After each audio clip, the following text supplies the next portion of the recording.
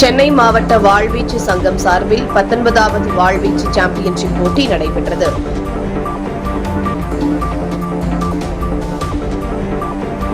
சென்னை போரூரை அடுத்த மதனந்தபுரத்தில் உள்ள ரவீந்திர பாரதி குளோபல் பள்ளியில் 2025ஆம் ஆண்டு ஜூலை 12ஆம் தேதியன்று காலை சென்னை மாவட்ட வாழ்வீச்சு சங்கம் சார்பில் 19வது வாழ்வீச்சு சாம்பியன்ஷிப் போட்டி நடைபெற்றது. ஜூலை 12, 13 ஆகிய 2 நாட்கள் நடைபெறும் வாழ்வீச்சு போட்டியில் முதல் நாள் போட்டியினை முதன்மை விருந்தினராக கலந்து கொண்ட சென்னை மாவட்ட வாழ்வீச்சு சங்கத்தின் நிகழ்ச்சி ஏற்பாட்டுக்குழு தலைவர் லயன் AR டில்லிபாபு அவர்கள் தொடங்கி வைத்தார். இந்த நிகழ்ச்சியில் சென்னை மாவட்ட வாழ்வீச்சு சங்கத்தின் தலைவர் தனசேகரன், மாவட்ட செயலாளர் கருணாமூர்த்தி, மாவட்ட பொருளாளர் நாகப்பன் ஆகியோர் கலந்து கொண்டனர். இதில் 14 வயதிற்கு உட்பட்ட ஆண்கள், பெண்கள் சப் ஜூனியர் பிரிவிலும் 20 வயதிற்குட்பட்ட ஆண்கள், பெண்கள் ஜூனியர் பிரிவில் போட்டிகள் நடைபெற்றது. இதில் ஏராளமான வீரர்கள் ஆர்வத்துடன் கலந்து கொண்டு வாழ்வீச்சு போட்டிகளில் கலந்து கொண்டனர். அன்று மாலை முதல் நாள் போட்டியில் வெற்றி பெற்ற வீரர்களுக்கு பரிசளிக்கும் விழா நடைபெற்றது. இதில் சிறப்பு விருந்தினராக முன்னாள் ஸ்ரீபெரும்புதூர் தொகுதி சட்டமன்ற உறுப்பினர் மதனந்தபுரம் K. பழனி கலந்து கொண்டு வெற்றி பெற்ற வீரர்கள், போட்டியில் கலந்து கொண்ட வீரர்களுக்கு பரிசுகளை வழங்கி பாராட்டினார். இந்த நிகழ்ச்சியில் கலந்து கொண்ட சிறப்பு விருந்தினருக்கு பொன்னாடை அணிவித்து நினைவு பரிசு வழங்கப்பட்டது. இதுகுறித்து சென்னை மாவட்ட வாழ்வீச்சு சங்கத்தின் நிகழ்ச்சி ஏற்பாட்டுக்குழு தலைவர் லயன் AR டில்லிபாபு அவர்கள் செய்தியாளர்களிடம் பேசுகையில், சென்னை மாவட்டம் சார்பில் இந்த வாழ்வீச்சு சாம்பியன்ஷிப் போட்டிகள் 2 நாட்கள் நடைபெறுகின்றது. வாழ்வீச்சு விளையாட்டில் ஆர்வமுள்ள மாணவர்களுக்கு சென்னை மாவட்ட வாழ்வீச்சு சங்கம் சார்பில் முறையாக பயிற்சி வழங்கப்பட்டு வருகிறது.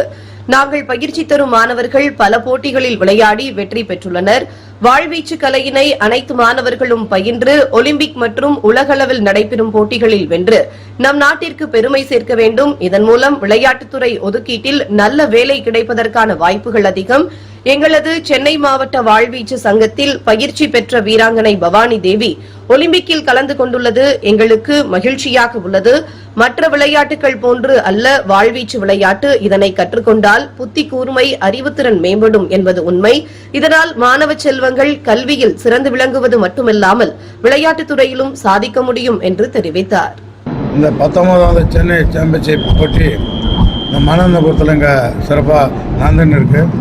இன்று மாணவர்கள் ஏராளமாக ஒரு 100 பேருக்கு மேலே கலந்துட்டு இருக்காங்க, பார்ட்டிசிபேட் பண்ணுறாங்க. நிறைய பேர் வெற்றி பெற்றிருக்காங்க. அவங்கெல்லாம் மெடலிஸ்ட்டு வருவதற்கு நாங்கள் பயிற்சிகளை கொடுத்து அவங்கள உருவாக்கி அவங்களுக்கு நல்ல வேலை வாய்ப்பிலும் நம்ம நாட்டுக்கு கோல்டு மெடல் கொடுப்பதற்கும் பவானி தேவி மாரி இவங்க வெளிநாட்டில் போய் நம்ம ஒலிம்பிக்கில் விளையாடி நம்ம நாட்டுக்கு பெருமை சேர்ப்பதற்கு நாங்கள் உறுதுணையாக இருந்து இவங்களை மேலும் வல்லத்தை எடுப்பணும் உறுதி கூறுறோம். 19வது சென்னை டிஸ்ட்ரிக்ட் ஃபென்சிங் சாம்பியன்ஷிப் இங்கே மதனந்தபுரம் முகிலிவாக்கத்தில் நடந்து கொண்டிருக்கிறது.